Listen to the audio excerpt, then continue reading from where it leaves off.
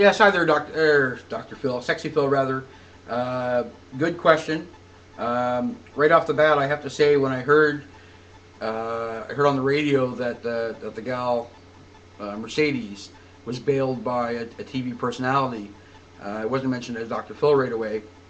My first thought was, oh shit, Maury Povich has got a hold of her, and we're going to see a special pay-per-view Vicious 8 go to boot camp, or something ridiculous like that. And that was my first thought. And the fact that it's Dr. Phil is actually worse, because Dr. Phil is he's a cartoon. He's a cartoon who makes, you know, Cosby Show style, you know, everything works out by the end, by the 45-minute mark, you know, just lowest common denominator stuff. And it's too bad. It's too bad. That's what sells on TV, eh? So that's just the way it goes. In terms of the blame game, I really kind of get a kick out of it. I think it's a bit more complex than just, you know, the parents blame the parents. I will give one caveat. I think the parents that are blaming YouTube and different things, I mean, that's just ridiculous. Are they partially to blame? Of course. You know, I move furniture for a living, and I go into, you know, so I'm in a lot of homes. And I don't know how many times it is that, now maybe this is just the age that we're in, but it's not uncommon, let me tell you, for there to be a personal computer, a home computer for the family that gets set up in the living room, and a laptop that dad brings home from work, let's say, that he has around, that's set up in the kitchen or something. And each of the kids, if they got two kids, each of their kids have their own room, usually, and they also have their own computer, or they share a computer. And invariably, when we're there, if we're, I just did a load on Sunday where one of the kids came home from college, and sure enough, you're moving some her stuff back down into the basement, and the kids are just going back and forth. They got two computers side by each, and they're competing against each other, you know, in car racing or in you know, scrapping and so forth, which to me is kind of funny because of course 20 years ago, 25 years ago, say for me, if that was the case, we'd be out in the backyard tussling, you know. So you didn't need to. I think sometimes what happens is that with the video games or so forth, is everything is done, you know, in a technological way. They do it. It's like they're doing it, but they're not. And I guess just like anything else, you get bored and they want to take it to the next level and so forth. The good thing about boxing and your brothers in the backyard or wrestling or so forth is you know what it's like to have an elbow to the nose. You know, he didn't mean to do it. Everybody's sorry after the fact or whatever, but you know. So there's a bit more of a respect, I think, for that. You know, I think if you talk, I mean, I think if you talk to most people my age, and I'm 40, that you know, back in the high school days, if you had a beef with somebody, and it's usually a ridiculous thing. It's not something adults will ever understand.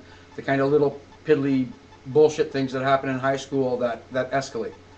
But more often than not, if there's a beef in school, and it's a gossip situation, and so forth, usually it's taken up that day after dinner bell at the baseball diamond. There's a bunch of pushing, a bit of shoving, maybe a couple punches get thrown. There's a circle of kids around, rah, rah, rah, and, you know, bit of pushing, bit of shoving. Sometimes, you know, some good punches land, sometimes they don't. And then the teacher comes and breaks it up, and, you know, that's it. And that's something, gives some fodder, future fodder for the thing, but then it's out. You never saw 7 people, you know, ganging in, banging in. You know, you'd have people that were cheering for this guy or cheering for that guy, but nobody let anybody else in to do the beatdown. It just didn't happen, you know. So really, that's the big thing that's changed. I really, in terms of the media exploitation of all things brutal, I guess is what bothers me. Because when I watched the story on CNN when I got home on YouTube, I missed the live showing of it. I was at work. When I watched the thing on CNN, of course kept going back to the video. They showed the video over again and again and again. Of course, the faces are blotted out, and the pundits are talking about how bad it is that Dr. Phil would seek to exploit this and blah blah blah. And yet there they are. They're watching they're showing the goddamn thing over and over and over again. And that's just it's ridiculous. It reminds me of there was a great Saturday Night Live skit years ago with Eddie Murphy after Reagan got shot.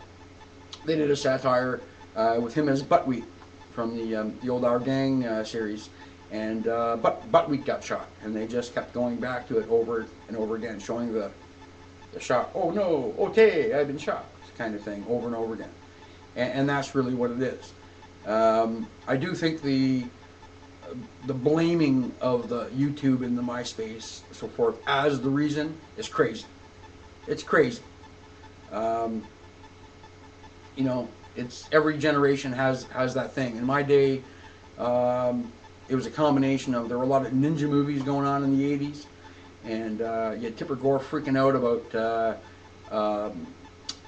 swear word, taking on Frank Zappa about lyrical content in music, and that was supposedly bringing us down. And that was the whole time when kids were committing a couple kids committed suicide, and they found like an AC/DC ball cap in their room, or Judas Priest. I can't remember what it was now. And parents at that time went ape shit that oh my goodness, surely listening to this music is what made them commit suicide, as if people didn't commit suicide in the 50s. But was Frank Sinatra fucking to blame? No. You're gonna take your own life. You got significant more problems going on in your life than what you're listening to on the fucking radio or on your record player. So that's just crazy.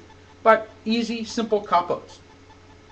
That's what it's all about. Everything from I find people continually want real life to have TV show type endings. You get that a lot. People think whether it's they're older people, people like my father. Well, my dad doesn't feel like this, but you get the older generation who want things all wrapped up nice and neat in a bow, like Leave It to Beaver, and now it would be like Full House, I guess, or Cosby Show or whatever. We'll just make everything all well. They'll say they're sorry, they feel bad, and move on. And so I think that's bullshit. I think, did they know they were doing wrong? Yes, they did. Should they be treated as adults? Absolutely. Should they go to prison? Yes. Yes, they should. To a juvenile facility until their age of, I guess would be 18 in the States, and then finish up their sentences as adults. Period. No ankle bracelet. I don't think they should have been let out on bail. I think it's clear that they committed the crime. It's on video. Why they were even open to be released on bail is completely beyond me. Why you would give them that opportunity is completely beyond me.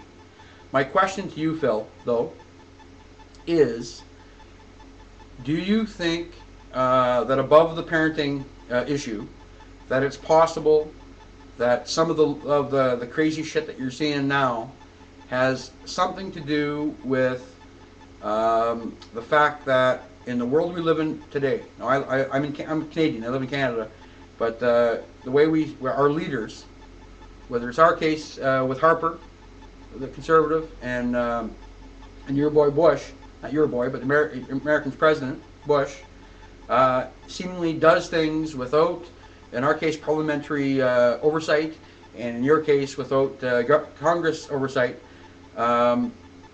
seemingly with impunity. And nothing's ever done about it. I mean, Bush is a fucking war criminal, and he should be impeached. But he isn't. Perhaps that has an influence? I don't know. What do you think? Take good care. Good question. Keep up the good work, Phil. Deck's out. Cheers.